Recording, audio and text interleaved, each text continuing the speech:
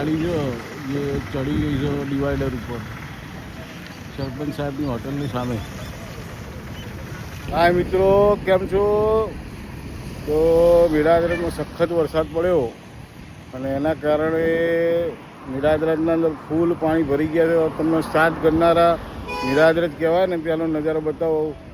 Jay Ambe way બ્રિજના બાજુમાંથી પાણી ભરાયું છે તે છેક મીરાદરાજ ગામની અંદર જોઈ શકો છો તમે કે આ મેન હાઈવે છે કડીથોડ, અને સ્ટાર્ટ કરનારું પેક થઈ ગયું છે પૂરું. અહીંથી નહીં બાઇક જાય, નહીં ગાડી જાય, નહીં રિક્ષા જાય, કશું જ જાય એવું નહીં.